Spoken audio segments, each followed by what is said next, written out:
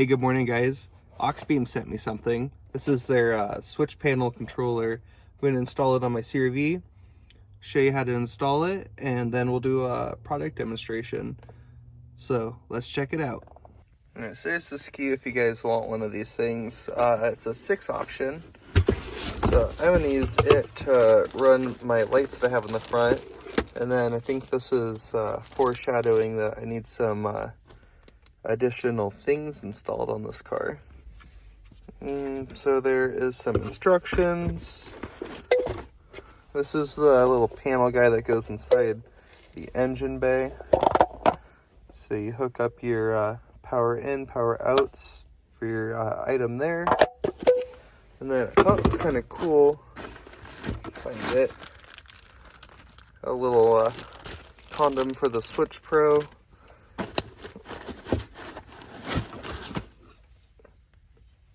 There's a mounting bracket. I believe that's for the panel side. There's the panel without any of the stickers on it yet.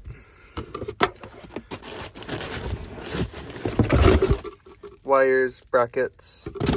This is what I was talking about. So we have a 4-wire that comes out of the controller, and somehow that has a bunch of different settings. I'm not sure if it's like a network controller, how they decided to make these, but I thought that was interesting because this is the only wire that we need to run through the firewall. Alright, so I got a little excited and I put the stickers on. So I'm going to run my front floodlights, and then I also have a dash camera. Stuff, guys. That I was running off my cigarette lighter, but now I put this guy in here, which this is going to be wired to car accessory. They did have a option for running your accessory through this, but I just wanted to turn on. I was saying I was going to tape this thing to the dashboard. In the meantime, I only have the thin tape for my window visors here. I think I left my other roll at work, but I did find in my toolbox there was a little thing of Velcro, and this stuff's sticky. So I think in the meantime I'm going to put the Velcro on here and actually just Velcro this to the dashboard, and I will eventually screw it to whatever plate or whatever location I settle with.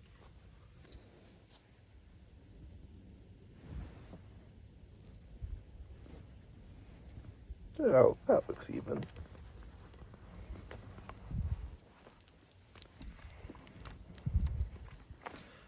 I should have started with the other side, or the outside, because it is rainy right now.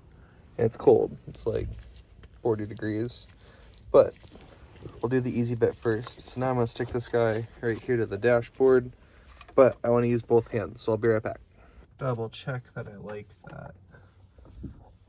I'll be able to use my wiper blades. That'll be fine. Alright, well, there goes nothing. Okay, so that seems to be on there well enough. I can definitely press the buttons. I might brace it from behind when I'm touching it, just so it doesn't fall off. But if I have an issue with adhesive, I will swap out to the 3M before I give up onto it. I don't think I actually want to drill a hole into my dashboard, especially with how strong the adhesives are here. I would rather be able to have this be reversible, or if let's say I want to put this in a different car, I sell this car, I can take it with me. So I'm going to run this data line back behind my cluster. You guys, I'll show you here in a sec. Yeah, so I'm just going to tuck this back under here. I'll hook up the extension. I'm going to work on running that out to the engine bay next. And hopefully this rain lets up. Yeah, sad sight. The old CRV's there, all parted out. All right, so there it is. That's what I'll be looking at while I'm driving around. At least be able to see the fog light. I think that's the one I'm going to end up using the most. And then this doesn't interfere with my push to start or anything with the wiper blades. Generally, I just flick these things. I'm not a big fan of wiper blades. So you can kind of see how I have these run already with a relay, and that triggers off of my high beam. But I'm thinking that the best spot for this would be mounted to the side of the vehicle here. right on this nice flat spot. It's part of the unibody. It's strong. Problem is I didn't bring home my riv nut gun. I wanted to have it so that way it's removable. I am thinking that I might just attach this to the side of the airbox, so that way it'd be removable with the airbox. I think it'd be easier to drill in to my airbox and then maybe put a captured nut on the backside here. Alright, so I went to the side of the airbox. I had 2 of these. I believe these are bumper screws, and just went right through there. Nice 10mm. This guy's on there good, so let me get this back into place real quick and I'll show you. Alright, so something I figured out after fighting this thing out in the rain. Take this grommet out behind your battery, cut a little slit into it, and then jam the small end here through it. And then we're going to push this down into the dashboard. This will be a lot easier than trying to snake it out the other direction. Alright, so it's a couple of days later, and I made a wiring harness because the signal wire needs to run into the cabin. And then I ran 3 sets of power and grounds through this accessory cable. So this will plug into the relay box, and then I have power on 3 different legs once it comes out there. Sorry it's a little dark. We're in my parking garage because the weather has sucked for the last couple weeks now. So I'm gonna fish this wiring harness through this hole here and then pull it out into the other side. And then this is the signal for the remote.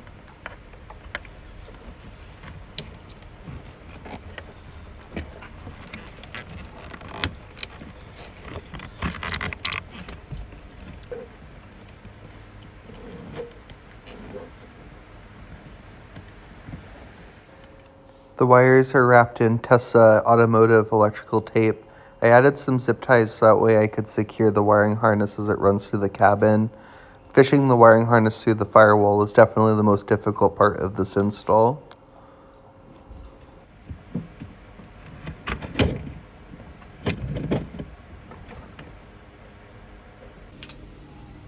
Okay, so now I have the signal and the remote. I kind of wish I would have made the remote wire a little bit shorter in the harness, so then I have my 3 leads that are going to go into the cabin to future-proof and hook up my camera. Alright, so now I have the grommet installed, so the harness runs into the cabin. It's just tied off right there. It comes over to here. So as far as the power wire situation, I'm going to customize this, so that way these are a little bit shorter and they run behind. But for the time being, just so I can make this work, I have them flopped over here. Alright, so now that I have the harness inside, this might make a little bit more sense. So this thing's going to run behind the dashboard. It basically needs to go over to the fuse box on that side. I did end up taking the bracket off and just velcroing this thing straight to my dashboard, and I definitely like how that looks. So I have the first attachment there on that plug, so that supports the harness as it comes in. Since I have so much harness, because of the length of the control wire, I'm actually going to run it around the center console here and then back up instead of going behind the HVAC.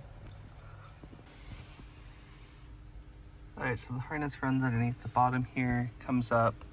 I have a disaster to deal with. This is just taped up so that way it doesn't flop around.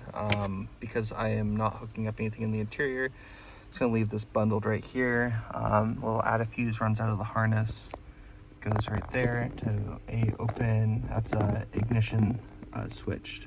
So whenever the ignition's on, that is on. So there she is lit up.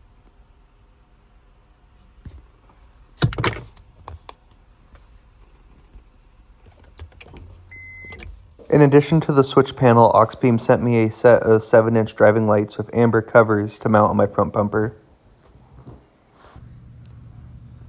Included with the lights is mounting hardware and a wiring harness that made the install very easy.